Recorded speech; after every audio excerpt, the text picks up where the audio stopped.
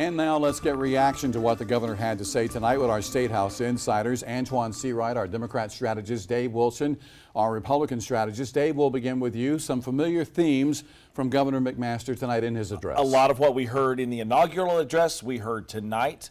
Education, economic development, what needs to be done on the environment. He did bring up there at the end some changes that possibly need to be done on the judicial side. So it was a strong statement about the economic growth in South Carolina. $10.2 billion, more than 14,000 jobs in rural and urban communities across the state. That's a big message for Henry McMaster. Antoine, in the Democrat response tonight, we heard Senator Sabb say that most of the things the governor wants to do can be paid for by federal money supplied by President Biden. Well, what we heard from the governor tonight was a lot of noise and not much of the lyrics. Truth be told, Senator Sabb is right.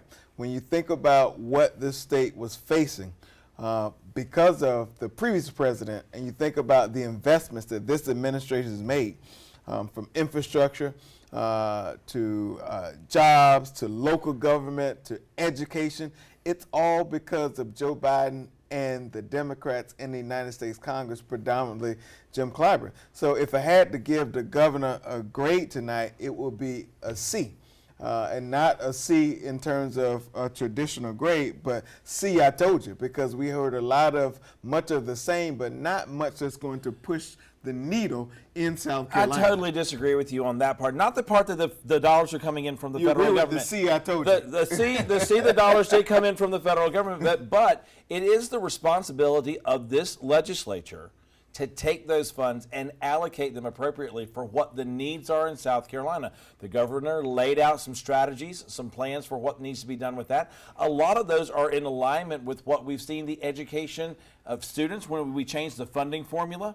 You know, we had the money start following the child. When we start looking at economic development, those are going to communities across the state. But Dave, let's be very clear. Minimally adequate is the standard in South Carolina. You have a governor and Republican. But we are putting more money in. Let me finish. You have a Republican governor and a Republican legislature who want to take taxpayer dollars and give it to private school funding. No, what they're doing is they're giving the money to teachers, Antoine. We did not hear anything about lowering the cost for children who are going to colleges and universities, four-year institutions. We did not hear anything about making health care accessible and affordable in the state. We did not hear anything about updating our crumbling infrastructure and giving teachers what they need to make certain our students can compete in an ever-changing global society. And on the jobs front, JR and Dave. Truth be told, I'm from rural South Carolina, Swansea.